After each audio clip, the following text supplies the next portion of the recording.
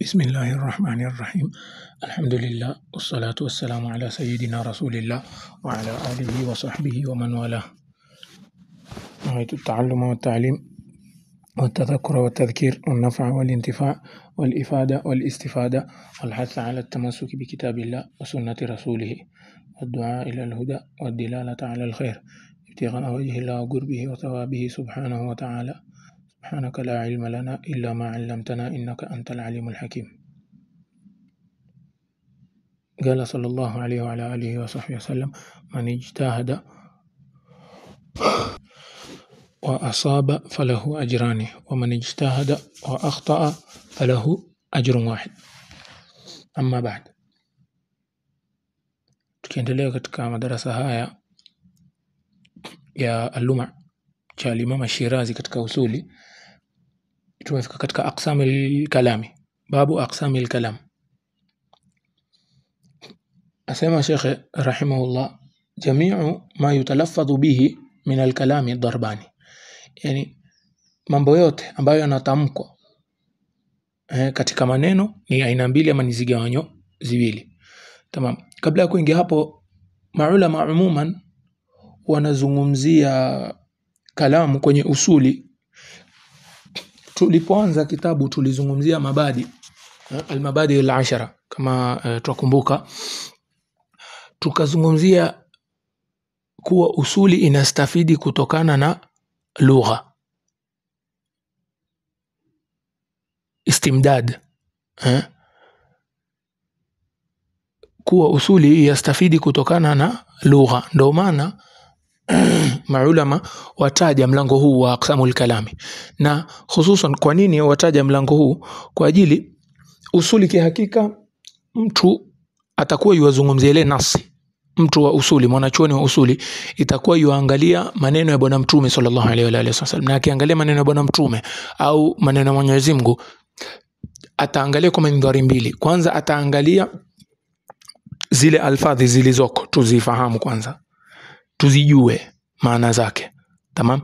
Kisha ataangalia mafhumul ad-dalil, kile kilichoelezwa mafhumu yake nini. Sasa kwa ajili ataangalia ile nasi, ndio inabidi awe anazungumzia. Ndio maana katika usuli wanatia mlango huu ama wanaweka mlango huu wa al-kalam na al-lughat. Tamam. Na umuman hawa maulama wamekhtalifiana. Je, lugha hali lugha tawqifiyya ama lugha si tawqifiyya? Tamam. Nini maana kuwa lugha ni tawqifiyya, lugha si tawqifiyya? Tukisema lugha ni tawqifiyya, yani aloiweka ni Mwenyezi Mungu, aloiweka ni Mwenyezi Mungu. Na tukisema la, si tawqifiyya bali ni qiyasiyya, basi takuwa waloweka ni wanadamu. Tamam. Katika vitabu vikubwa huelezwa ile khilafu, yani kwa upana zaidi, lakini umuman ni tujue kwa sisi kama ahlu sunna, kauli ya mu'tamad ni kuwa lugha ni tawqifiyya, bikhilaf al-mu'tazila. Al-mu'tazila wao wasema lugha si tawqifiyya. Tamam, yani ni qiyasiyya, kumaanisha wao wasema hii lugha ni wanadamu ndo wameiweka, yani wanachagua maneno wakaweka hili neno maana yake kadha, hili neno maana yake kadha. Na ahlu sunna wasema la, bali lugha ni tawqifiyya, yani Mwenyezi Mungu ndo alotufundisha kitu gani chaitwa kadha, kitu gani chaitwa kadha. Na kuna khilafu, je, hapa wakizungumzia masala haya wazungumzia Kiarabu peke yake ama hata lugha zote? Almuhim ni khilafu mashhuri, lakini katika ahlu sunna lugha ni tawqifiyya.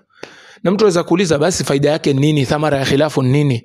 Thamara ya khilafu ni kuwa tukisema lugha ni qiyasiyya, basi watu wana khiari kuchukua neno na kulibadilisha maana. Wanaweza kuchukua neno fulani wakasema, angalia, hii ilikuwa maana yake watu wa kitambo wasema hivi, sisi tutaibadilisha, maana yake asli sasa itakuwa ni kadha.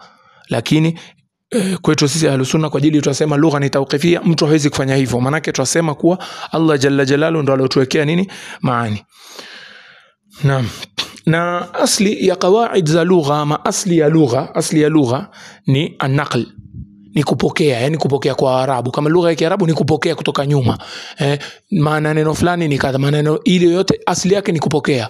Ni an-naql. Imma naqli iwe ni mutawatir au iwe ni kwa ahad, lakini hakuna namna ya qiyas. Yani huwezi kuangalia neno hivi mara ya kwanza kulisikia kisha ati ukafanya qiyas maana yake ni nini. La.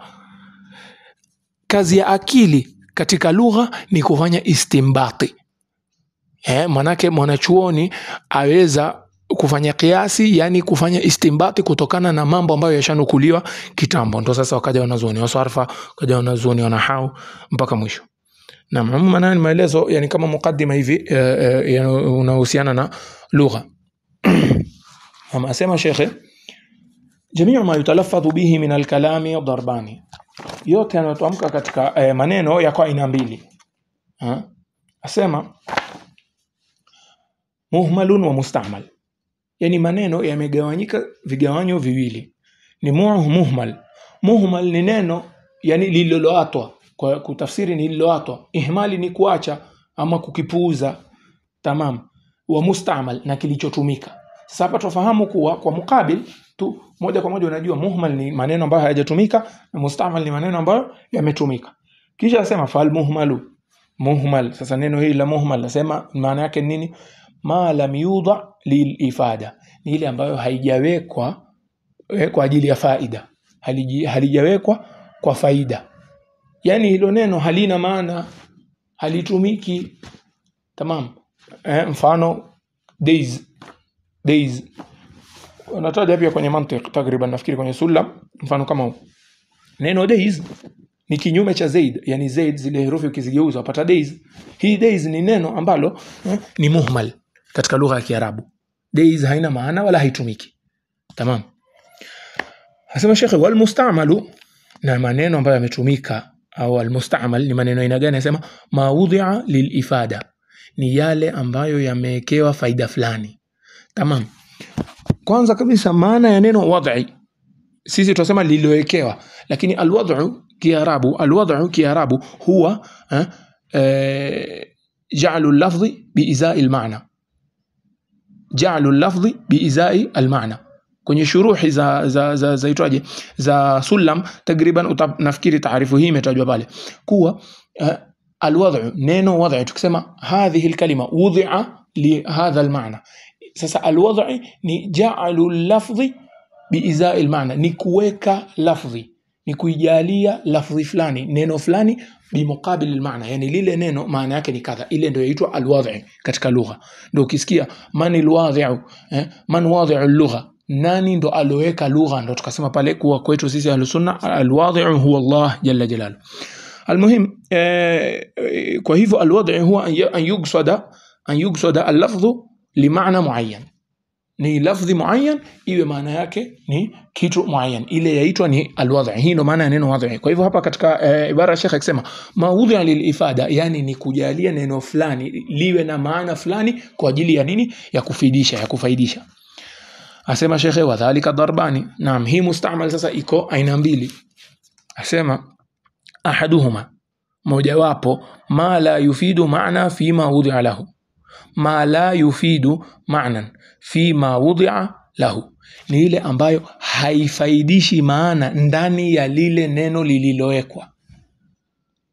Hapa toba nusakh za tofautiana sana, na asli ya nuskha yangu taeleza nuskha za tofautiana, lakini hivi nilivyosoma ndio itakuwa yani ndio usahihi zaidi. Tukiangalia zile shuruhati zilizoko za Luma wameeleza kwa namna hii. Maana kuna baadhi ya nuskha za Luma imeandikwa ahaduhuma ma yufidu ma'na fi ma wudi'a lahu, ma yufidu. Tamam, yani ile ambayo yafaidisha maana katika lile neno lililowekewa. Tamam. Lakini kama tulivyosema bora zaidi ni aks yafaa kuwa ma la yufidu ma'nan. Naam, na mimi nuskha yangu ilikuwa yasema ma yufidu ma'nan, lakini kwa tuliposomeshwa tukaelezwa yani hapa kama labda ni makosa, sijui makosa ya tabaa ama vipi, Lakini wengine huisherehesha ikiwa vile vile, yani ma yufidu ma'nan, na wanaleta tawili nyingine. Almuhim, tutatumia hii nuskha ambazo utakifuata kwenye shuruhati za Luma, utapata imeelezwa kwa namna hii. Asema ahaduhuma, yani moja, kigawanyo cha kwanza, ma la yufidu ma'nan, ni ile ambayo haifaidishi maana fulani, fi maudhi lahu, katika lile neno lilowekewa. Yani hii kigawanyo cha kwanza ni kuwa lile neno wewe ukiambiwa si ati kuna maana kwa ndani yake, la. Liwekwa tu hili neno ni mukabili mtu fulani. Angalia asemaje, wa hiya al-alqab, na hiyo ni alqab. Na kihakika al-alqab yametumia neno al-alqab, lakini maana yake hapa na makusudi yake ni al-alam, majina ya watu. Ukisikia huyu mtu aitwa Muhammad, alipokuwa mdogo pale akipewa lile jina, je, amepewa lile jina kwa sababu kuna maana fulani ndani yake, ama tu amechaguliwa jina hivi hivi? Taban amechaguliwa tu jina hivi hivi, hatukujua kuwa huyu atakuwa yuasifiwa, huyu aitwa Zaid. Je, kuna maana fulani mpaka akaitwa Zaid huyu? La. Sasa hii ndo kigawanyo cha kwanza. Asema kuwa haya maneno yanayotumika kuna vigawanyo viwili. Kigawanyo cha kwanza ni maneno ambayo yamewekwa kwa maana fulani, lakini ile maana haiko ndani ya lile neno. Sasa tukisema mtu fulani aitwa Zaid, ni kuwa Zaid imejaliwa bimuqabil hadha shakhs. Tamam, lakini si ati kwa huyu mtu kuna kitu ndani yake ambayo yamaanisha Zaid. Hiyo ndio maana yake. Asema Sheikh, ka Zaidin wa Amrin, kama Zaid wa Amr wa ma ashbahahu, na kitu kinachofanana na hizi. Tamam. Wathani, na kigawanyo cha pili, ma yufidu maana fi ma wudi'a lahu wa li ghairihi. Kigawanyo cha pili ni ile ambayo yafaidisha maana fulani, yani kuna maana ndani ya lile neno na kwa nje pia. Yani kuna kwa mfano neno daraba, la faidisha nini? La faidisha maana ndani. Yani wewe ukisikia daraba, moja kwa moja wajua hapa kuna nini, kuna maana ya kupiga. Lakini ukisikia Zaidi, je, kuna maana? La. Hata ukisikia Muhammad kiasli ya lugha ndiyo kuna maana, lakini ikishajaliwa ni jina la mtu, ile maana inasahaulika, manake imekuwa ni alam. Tamam. Kwa hiyo hapa sema wathani ma yufidu maana fi mawdhi'a lahu wa li ghairihi, ni ile ambayo yafaidisha maana ndani ya lile neno lilowekewa maana hini, na pia maneno mengine au vitu vingine. Nasema Sheikh, wadhālika thalathatu ashya, na hiyo ni vitu vitatu: ismun wa fi'lun wa harf, ni jina yani asma, wa fi'l na vitendo, wa harf na herufi na harf, ala ma yusammihi ahlun nahw, ala ma yusammihi ahlun nahw, yani kwa ile tasmia ama wanavoita waitwaje wanazuoni wanahau. Anasema Sheikh, fal ismu, sasa atazungumzia ismu. Naam, asema fal ismu kullu kalimatin dallat ala ma'na fi nafsiha. Ismu ni kila neno, kullu kalima ni kila neno, dallat ala ma'na, linalojulisha maana, fi nafsiha, katika ile jina lenyewe, nafsi ndani ya lile jina. Ukisikia rajulun, yani ni kwa yule mtu ana rujula. Ukisikia mwanamume, yani ana wanaume, sasa ndo rajul. Ukisikia mtoto, yani yule ana utoto ndani yake, kwa hiyo ni maana iko ndani yake, ndo maana akaitwa nini? Mtoto. Tamam. Kalimatun dallat ala ma'na fi nafsiha, lakin asema mujarrad an zaman. Kullu kalimatin dallat ala ma'na fi nafsiha mujarradin an zamanin, imekuwa mbali na nini, yani haijafungamana na zama. Anasema an zamanin makhsus, zama zozote, yani zama zilizotangulia, zilizopita, au zilizopo, au zitakazokuja. Tamam. Na kwenye nahau tusoma tunajua ni kuwa akisema hapa an zamanin, yani lile neno halijafungamana na zama, yani huwezi kusema hii intokea wakati fulani. Mara nyingine jiza kwa lile neno lenyewe maana yake ni zaman. Hatuzungumzi hivi, sisi tutasema lile neno liwe lina maana, kisha wakati huo limefungamana na time. Lakini kuna maneno ambayo lina maana ya time lakini halijafungamana na time. Kwa mfano useme as-sabah. Ukisema neno as-sabah, au al-fajr, al-dhuhr, tamam, haya ni majina, lakini yani maana zake ni time, lakini hajafungamana na time. Kivipi? Ukija ukiulizwa kwa mfano daraba, utaweza kusema ampigwa wakati uliopita. Tamam, lakini ukisema as-sabah huwezi kusema wakati uliopita ama ujao au mafhum. Asema shekhe, fal ismu kullu kalimatin dallat ala maana fi nafsiha, ni kila neno ambalo lajulisha maana ndani yake, mujarrad an zamanin, na imeepukana na nini, na wakati, an zamanin makhsus, na wakati makhsus, karrajuli wal farasi wal himari wa ghairi dhalik, kama neno rajul, kama neno farasi, kama himar, na maneno yote mengine asma. Naam. Na hapa kuna itiradhi mara nyingine kwa shekhe katika taarifa, anasema kullu kalimatin. Haya ni masala ya kinini ya kimantiki, ni kuwa at-taarifat, mtu ikiwa atataja taarifu, ile taarifu inafaidisha maana. Taarifu huwa yafaidisha maana fulani. Taarifu haifaidishi afradi zinazoingia chini ya al-muarraf, la. Kwa mfano nikukuuliza mal insanu, mimi sitaki unitajie wanadamu wote, sitaki unitajie zile afradi za wanadamu, la, nataka unitajie maana fulani iliyo katika wanadamu wote. Kwa hiyo kawaida maulama wenyewe tuambia at-taarifu yufidu al-maana, yufhimu. Tamam, taarifu tukuliwa ile mafhumi, lakini al-masadaqa ama zile afradi huja kwa kutajwa tu kando. Tamam, sasa hapa katika hii taarifa anasema kullu kalima. Maulama watuambia bora hapa ni kutotumia neno kullu. Al-aula fi taarifat adamu istimali kull. Bora katika taarifati ni tusitumie neno kullu. Kwa ajili gani? Kwa ajili kullu, wewe mwenyewe ukiangalia kullu kalimatin, yani kama ambaye huzungumzi maana katika ism, bali wazungumzia zile afradi, yani wazungumzia yale maneno kwa dhahir. Tamam. Taban mambo ya kimantiki mtu akiwa atajua al-masadaqa na mambo ya al-afrad al-maqsuda fi al-kharij labda na nini, kama tulivyosema taarifu inakuwa mafhumu fi dhihn. Mafhumu ya taarifu ni katika dhihni. Tamam, mafhumu yake haiwezi kuonekana kwa nje, lakini afradi ni kitu kiko nje. Kivipi? Nikikuuliza mal insanu, ukiniambia Zaid, Amr, Ali, hivi ni vitu vyaonekana kwa nje. Tamam, sasa hizi zaitwa afradi. Lakini nikikuuliza mal insanu ukaniambia hayawanun natiq, basi ile hayawan natiq si kitu chaonekana kwa nje, ile ni maana fi dhihni. Tamam.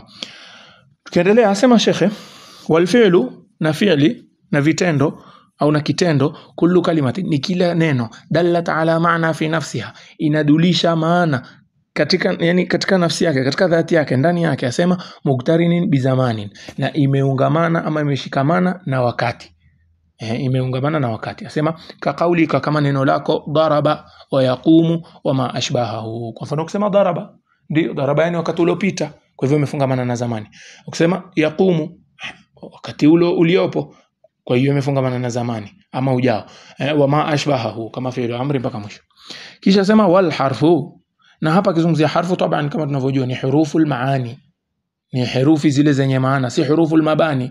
Manake zaidi zile herufi tatu, zai ama ze, sisi tunasema ze na ye na dali, zile tatu si huruf almaani, zile zaitwa huruful mabani, ni herufi za kujengea tu, hazina maana. Ze peke yake haina maana, ye peke yake haina maana, dali haina maana. Naam, zaitwa huruful mabani. Sasa hapa akisema wal harfu, yani maanisha hurufu almaani, ni zile herufi ambazo zina nini, zina maana fulani.